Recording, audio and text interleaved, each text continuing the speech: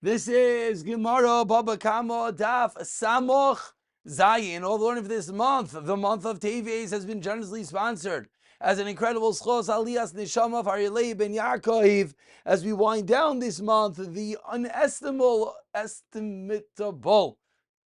the incredible amount of schosim b'siyat dishmaya of Aryeh ben Ya'akov, as he's Maila higher and higher in Gan Eden Shal Maila b'siyata dishmaya. We're holding 5 lines from the bottom on to Mechvav Amid Beis, and we're in the middle of discussing the sugya of whether Shinoi Hashem effects an acquisition. And Rav Yosef says it does that when an item changes name, the item is considered to be kinda the one who stole it makes a kinyan via the fact that it has a change in name.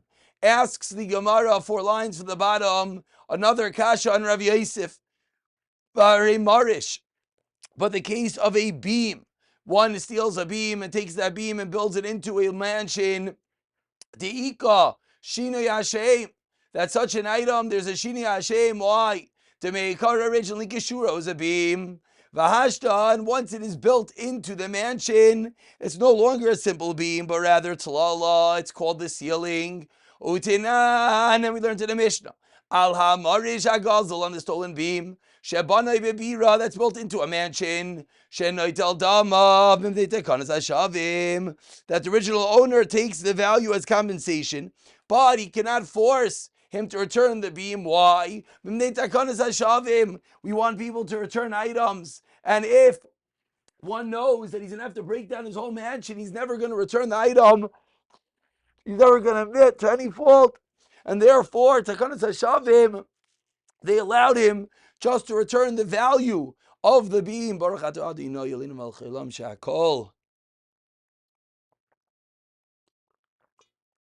says the Gemara, a clear diuk. The only reason why he does not have to return it is that we want people to admit to items and return them. As we turn over to Samach Zayin Amud Aleph, but the clear implication is what says the Gemara, even after this reason, he would have to indeed return it. So what do we see? We see that there was no kinyan for the fact that it changed names. Amar Rav Yosef, answer Rav Yosef, Marish, Shemai Allah, it never changed names. It still is called a beam. Titanya, as we learned in Abraisa, this is Abraisa about Yechezkel's nevuah about lost lava, the binyan beis shlishi. Selais Abayis Elu Hamala Tita, and the Selais Abayis says Yechezkel, he was shown the Selais, which is what? The metaltalon, the casings, Veha Ubim, and the Ubim, which are what? Elu Marishais, the cross beams. So we see for the nevuah, even though he's seeing the beam inside the binyan, it's still called a beam. Teretz number 1, teretz number 2, Rav Zira Amar, Shinoi ha'chayzil abriyasai, b'shini Hashem lo yihave shinoi. If something is reversible, then it's not called a shinoi, meaning if you were to take this beam out of the house, it would indeed revert back to being a regular beam, and therefore, that's a different case, and you can't ask a kasha from such a scenario. Continues the Gemara, 5 lines from the top of Samach Zayin Amud Aleph. V'shini Hashem she'enu chayzil briyasai mi'avei shinoi. Says the Gemara, 1 second. But if a change that is actually irreversible, does that consider a change which thereby affects an acquisition, meaning which is shitas Rav Yosef? But ask the Gemara, but we have a pipe. Originally, it's called a block of wood. You chisel it out, you make a pipe out of it. Vahashta tzinura. Now it's a pipe. Utani, we learned in a brayso. If you chiseled out a pipe from a block of wood and then you were kavu, then you set it into the ground. Paisel es mikvah. It bustles up the mikvah. Why? Because it's considered a utensil, because you chiseled it out, and then the fact that you afterwards put it in the ground, it passes the mikvah, because the mikvah cannot be with mayim shuvim, cannot be with a keli. What if you first were kaiveya, you attach this block of wood to the ground, and then chakaku, and then you chiseled it out? What's the halacha? Einoi paisel es mikvah. It does not passel up the mikvah. Says the Gemara, 1 second. If you're going to tell me that Shini Hashem is something, like Rav Yosef holds that via the Shini Hashem, the item gets a new entity. There's a kinyan by the Bailim. So then I feel so even if you attached it to the ground and then you chiseled it out, it's still Shabbasal of the mikvah. Why? Because it's considered at the moment that you chiseled it out, it's milsahi. It's halachically chashiv. So it should give it the shame of a kli and it should pass the mikvah. Answers the Gemara Teretz that many could anticipate. Shiny she'iva, this halacha ma'im she'uvim is different. Din midrabanan to din drabanan, and therefore it's true. Changing the name according to Rav Yosef is significant. It would affect an acquisition. But with regard to ma'im she'uvim has different rules, due to the fact that it's a din dirabanan. Says the Gemara, if that is true, so in the first case, where it was first chiseled out and then attached, it should be the same. It should also not passel it up. Says the Gemara again, a din of mikvayis, it had the status of utensil when it was detached, and therefore it is passel kli be'talish. Continues the Gemara, 4 lines from the white lines with another kasher of Yosef who holds again, Shini Hashem effects an acquisition. Meisvei asks the Gemara, Haganov v'hagazlon v'ha'anos hakadishin hektish. A ganov, a gazlon, or an anos, someone who forces someone to sell something, hektishan, hektish. If they make something into hektish, it works. Utrumasan, truma. And now what you give to truma is truma, meiser say and meiser. So what's the kasha? The kasha is that if something is not yours, you're not able to give it to hektish, nor are you able to give it to truma. So if the facts are that via the Shini Hashem it becomes belonged to the Ganov, then how is he able to be makdish it, or how is he able to give up Trumas and Maestris? Amri, they answered, Hasa Mika Shini Hashem. Over there, in the case of the Bryce, there is a change of name in which the Ganov acquires it. To Meikara Tivla V'Hashta Truma. Originally it's called Tevel, and now it's called Truma. Hektish Meikara Chulin Vaksha Hektish. Excuse me, I said it backwards. The kasha was, how are you able to give it to Hektish? It's not yours. You stole this item, so what are you going to do in giving it to the Beis HaMikdash? Meaning there is no Shini Hashem was the kasha. The answer is, says Rav Yosef, no. The fact that it goes originally from an item and now it's Truma, originally an item, now it's Hektish, that itself is the Shini Hashem, and that allows you to give it to Hektish or Truma. Continues the Gemara on the first wide line, Amar Rav Chisda, Amar Rav Yonasan. Delving a little bit deeper into what happens when there's a physical change to an item, Inayin l'shinoi shu kaina. How do we know this din of Rav Yosef that a shinoi effects an acquisition? Shenamar says in the Torah, ve'eshev es ha'gezela, you should return the gzela.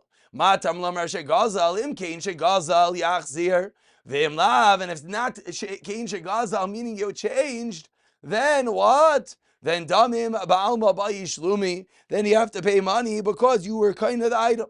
Asks the Gemara, hayasher gazal mi ba'i lemute gazal aviv she'enai moisev chaimesh. There says the Gemara, 1 second. You need this for a different halacha. That in a case where someone's father steals, she'enai moisev chaimesh al gazal aviv, that one does not have to pay a fifth when one is paying back that which his father stole. And we learned that out from Asher Gazal. So how can you tell me Asher Gazal is telling me they only have to pay the item and not the money? Answers the Gemara, because then if it changed, you would made a kinyan. Excuse me, Asher Gazal, Lamali Lemichtav Shmamina.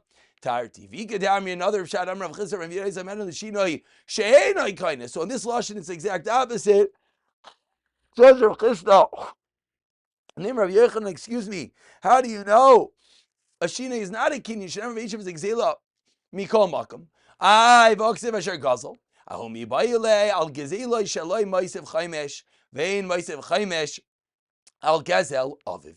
And this really wraps up the shir from yesterday. This wraps up the sugya whether shinoi affects an acquisition or not. And now we go back and we delve a little bit deeper into a topic that we spoke about yesterday, which is the topic of Yush. Amar Ula, 2 lines from the bottom of Samach Zayin and Manayah in the Yush. She'enai Kaina. How do you know with Yush that it is not a kinyan? That it is not a kinyan. And again, this seems to say that he's going with Rav Yosef, who Rav Yosef said that Yush is not a kinyan. That's where Rav Yosef came along to teach us that you only have a kinyan with a shinoi Hashem, with a shinoi of the item. So I ask Sula, how do we know the Yush itself is not a kinyan? Shnemar ve'avesem gozol es ha'pesach v'es ha'chayla. Says the pasuk, you bring what is stolen, the lame and the sick. Says the Gemara, gozol dumya de Pesach. Ma Pesach the lesle tekante klal. Just like Pesach, there's no remedy that if it has a mum, you no longer could bring it as a carbon. And we turn over to Samach Zayin and Beis. Says the Gemara, af gozol. So too something that is stolen. The less late akana. Loishna lefnei yosh, loishna la'achar yosh. So from here, Ula learns that gozol is going to be dumya to Pesach.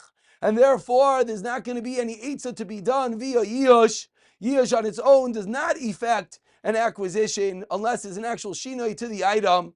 And therefore, there will not be a kinyan via the Yush.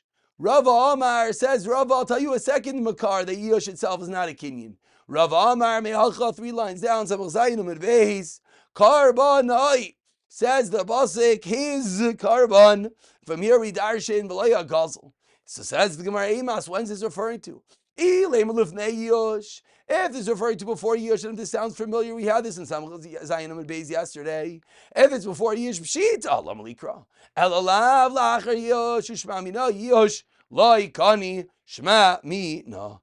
Asks the Gemara 1 second, Varavu Da'amar, the Gazal Karban de Chavre. Rava is the one who said that the Brisa is referring to a case where he stole the carbon of his friend, and therefore there's no raya. Says the Gemara, 2 ways of learning. Iba yisema hadrabei, Rava was chayzer. V'iba yisema chad minaya Rapapa Amra. One was Rava, one was Rapapa. So according to one of them, you don't have a makar, but according to other, you do. And we continue reading the Gemara 8 lines down, the 2 dots, in which we quote the Mishnah, Midas Hashlumi Abar v'chamisha. The payment of Dalet and Hay is Yaiser, is more. Is less. Tefel was Miruba, the name of the parak. Dalet v'Hei is less, and it only applies to Shar v'Seh. Asks the Gemara, V'amai, why is this true? Again, the payment of Dalet v'Hei when one is Tevech or Macher, slaughters or steal or sells the animal is only by Shar v'Seh. Says the Gemara, V'amai, Nelev Shar mi Shabbos. Let's learn a classical Gzeir Shava from Shabbos. Just like with regard to Shabbos, the halacha is that chaya, wild animals and birds, are the same. That shar and chamar, the pasuk says, but chaya v'oif are included. Avkan chaya v'oif ki yotze behem. So ask the Gemara, how do we know that over here, with regard to the payment of Dalet v'Hei, that is specifically only shar v'seh? Amar Rava, Amar Kra, shar v'seh. Shar v'seh shnei pamim. Shar v'seh in midi achrini loy. For the fact that Torah listed 2 times teaches me it's dafgam.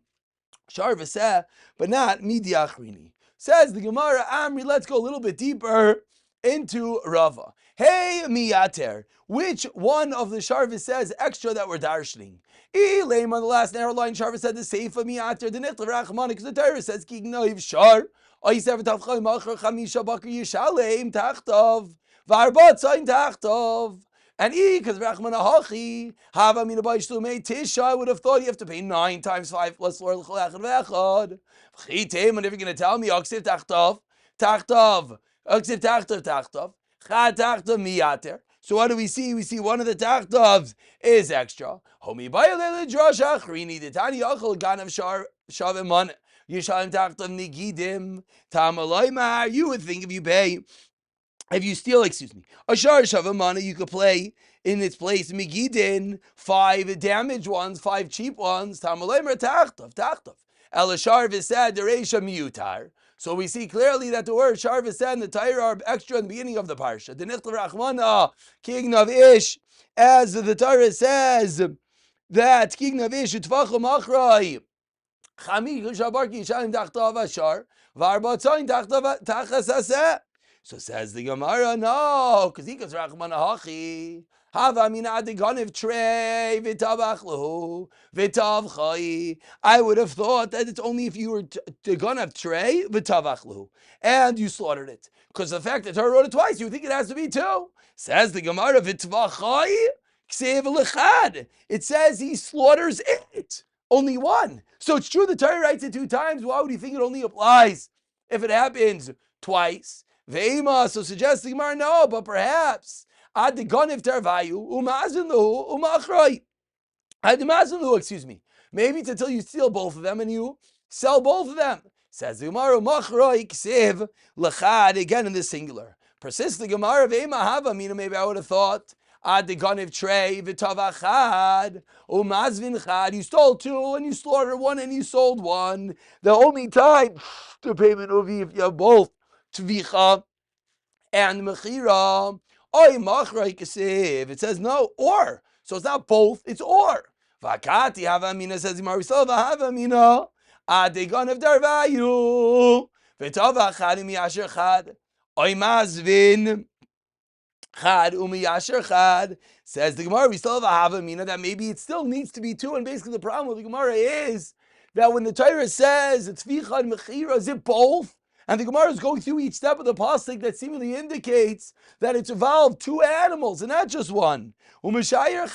Says the Gemara, Ella, you're right. It's not shar v'sed dereisha. It's shar the seif of v'sed dereisha miyater. The nichtav rachmana kignav ish shar utvacha yomachar chamish baki yishalim tachtaf v'arba tzayin tachzah set. Shar the seifa v'sed dereisha lamali. So why the Torah could have written shar in the beginning, say in the end, and then I would have known very simple that it's referring to tvicha mechira. It's referring to one action of stealing and slaughtering and selling. That's when there's the payments of 5 and 4. Why in each one did it list the other shar and say?